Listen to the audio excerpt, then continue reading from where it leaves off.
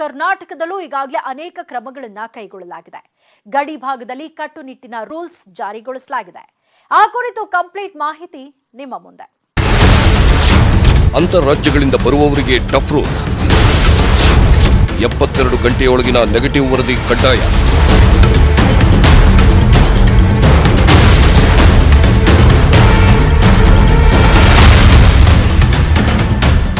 Corona ಹೆಚ್ಚಾಗ್ತಿರುವ ಬೆನ್ನಲ್ಲೇ ರಾಜ್ಯದ ಗಡಿ ಭಾಗಗಳಲ್ಲಿ ಕಠಿಣ ನಿಯಮಗಳನ್ನು ಜಾರಿಗೊಳಿಸಲಾಗಿದೆ.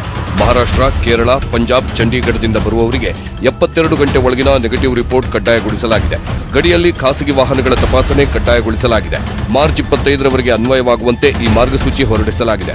ಈ ಹೊಸ ಮಾರ್ಗಸೂಚಿ 2 ವರ್ಷದೊಳಗಿನ ಮಕ್ಕಳಿಗೆ, ಆರೋಗ್ಯ ಸಿಬ್ಬಂದಿಗಳಿಗೆ, ಚಿಕಿತ್ಸೆಗೆ ಬರುವವರಿಗೆ ಅನ್ವಯವಾಗಲ್ಲ. ಒಂದು ವೇಳೆ ಇಷ್ಟೆಲ್ಲ ಮುನ್ನೆಚ್ಚರಿಕೆ ವಹಿಸಿಯೂ ಕೊರೋನಾ ಹೆಚ್ಚಾದರೆ 1 ವಾರದ ಬಳಿಕ ಇನ್ನಷ್ಟು ಕಠಿಣ ನಿಯಮ ಮಾರ್ಗಸೂಚಿಯನ್ನ ಬಿಡುಗಡೆ ಮಾಡಲು ಸರ್ಕಾರ ಸಜ್ಜಾಗಿದೆ.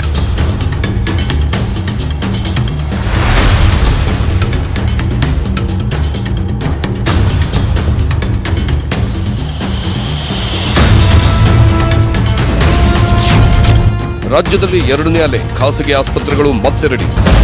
ಕೊರೋನಾ 2ನೇ ಅಲೆ ಆರಂಭವಾಗುತ್ತಿದ್ದಂತೆ ಸರ್ಕಾರಿ ಆಸ್ಪತ್ರೆಗಳ ಜೊತೆಗೆ ಖಾಸಗಿ ಆಸ್ಪತ್ರೆಗಳಲ್ಲೂ ಚಿಕಿತ್ಸೆ ನೀಡಲು ಸರ್ಕಾರ ಸೂಚನೆ ಹೊರಡಿಸಿದೆ. ಖಾಸಗಿ ಆಸ್ಪತ್ರೆಗಳ ಸಂಘ ಫನಾ ಜೊತೆ ಆರೋಗ್ಯ ಇಲಾಖೆ ಸಭೆ ನಡೆಸಿದ್ದು, 50% ಬೆಡ್ ಕೋವಿಡ್ಗೆ ಮೀಸಲಿರಿಸಲು ಸೂಚನೆ ನೀಡಿದೆ.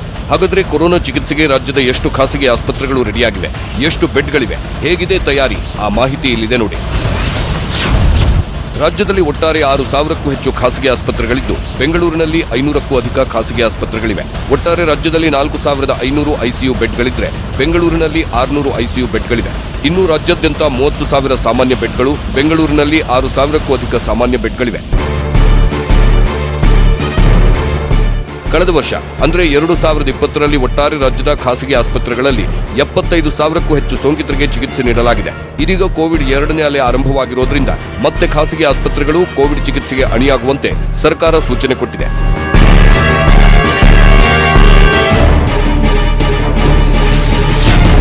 ಪರೀಕ್ಷೆಗಳಲ್ಲಿ ಬದಲಾವಣೆ ಇಲ್ಲ, ಆಫ್ಲೈನ್ ತರಗತಿ ನಿಲ್ಲಲ್ಲ.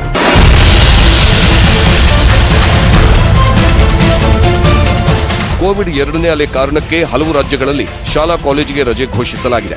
ಆದರೆ ಕರ್ನಾಟಕದಲ್ಲಿ ಪದವಿ ಕೋರ್ಸ್ಗಳು, ಆಫ್ಲೈನ್ ತರಗತಿಗಳು ನಿಲ್ಲಲ್ಲ. ನಿಗದಿತ ಪರೀಕ್ಷೆಗಳಲ್ಲಿ ಯಾವುದೇ ಬದಲಾವಣೆ ಇಲ್ಲ ಅಂತ ಡಿಸಿಎಂ ಹಾಗೂ ಉನ್ನತ ಶಿಕ್ಷಣ ಸಚಿವ ಅಶ್ವತ್ಥ ನಾರಾಯಣ್ ಸ್ಪಷ್ಟಪಡಿಸಿದ್ದಾರೆ. ವಿದ್ಯಾರ್ಥಿಗಳಿಗೆ ತುಂಬಾ ಜನಕ್ಕೆ ಆನ್ಲೈನ್ ಅಲ್ಲಿ ಪಾಠ ಅರ್ಥ ಆಗಲ್ಲ ಅನ್ಕೊಳ್ಳಿ. ಅರ್ಥ ಆಗದಿದ್ದವರು ಹೇಗೆ ಅವ್ರ ವಿದ್ಯಾಭ್ಯಾಸವನ್ನು ಮಾಡೋದು? ಕೆಲವರಿಗೆ ಅರ್ಥ ಆಗ್ಬೋದು, ಕೆಲವ್ರಿಗೆ ಅರ್ಥ ಆಗದೇನೆ ಇರ್ಬೋದು. ಹಾಗಾಗಿ ಯಾರೇ ಅರ್ಥ ಮಾಡ್ಕೊಳ್ತಿದ್ದವರಿಗೆ ನೇರವಾಗಿ ಬಂದು ಕ್ಲಾಸ್ ಅನ್ನು ಅಟೆಂಡ್ ಮಾಡಿಕೊಂಡು ಕಲಿಬೇಕು ಅಂತ ಆಸಕ್ತಿ ಇದ್ದವರಿಗೆ ಅವಕಾಶವನ್ನು ಮಾಡಿಕೊಡಬೇಕು. ಇನ್ನು ಈಗಾಗಲೇ ಆರಂಭವಾಗಿರುವ ಶಾಲೆಗಳನ್ನು ಸದ್ಯಕ್ಕೆ ಬಂದ್ ಮಾಡುವುದಿಲ್ಲ ಅಂತ ಸರ್ಕಾರ ಸ್ಪಷ್ಟಪಡಿಸಿದೆ. ಕೋವಿಶೀಲ್ಡ್ ಲಸಿಕೆ 2ನೇ ಡೋಸ್ ಅವಧಿ ಹೆಚ್ಚಳ. ಇನ್ನು 2ನೇ ಅಲೆಯಿಂದ ಬಚಾವಾಗಲು ಲಸಿಕೆ ನೀಡುವ ಪ್ರಕ್ರಿಯೆ ಚುರುಕುಗೊಳಿಸಲು ಸರ್ಕಾರ ಈಗಾಗಲೇ ಆದೇಶ ನೀಡಿದೆ. ಇದೀಗ ಕೋವಿಶೀಲ್ಡ್ ಲಸಿಕೆಯ 2ನೇ ಡೋಸ್ ನೀಡುವ ಅವಧಿಯನ್ನ 28 ದಿನಗಳ ಬದಲಾಗಿ 6ರಿಂದ 8 ವಾರಗಳಿಗೆ ಹೆಚ್ಚಿಸಬೇಕು ಅಂತ ಕೇಂದ್ರ ಸರ್ಕಾರ ಎಲ್ಲಾ ರಾಜ್ಯಗಳಿಗೆ ಪತ್ರ ಬರೆದಿದೆ.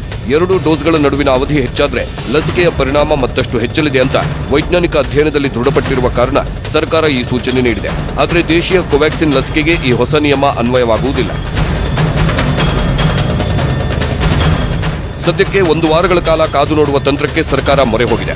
ಈ 1 ವಾರಗಳಲ್ಲಿ ಜನರು ಎಷ್ಟರ ಮಟ್ಟಿಗೆ ಮುನ್ನೆಚ್ಚರಿಕೆ ಪಾಲಿಸುತ್ತಾರೆ, ಸೋಂಕು ಎಷ್ಟು ಹೆಚ್ಚಾಗಲಿದೆ, 7 ದಿನದ ನಂತರ ಯಾವ ರೀತಿಯ ಪರಿಸ್ಥಿತಿ ಎದುರಾಗಲಿದೆ ಎಂಬುದನ್ನು ನೋಡಿಕೊಂಡು ಸರ್ಕಾರ ಮಾರ್ಗಸೂಚಿ ಹೊರಡಿಸುವ ಸಾಧ್ಯತೆ ಇದೆ.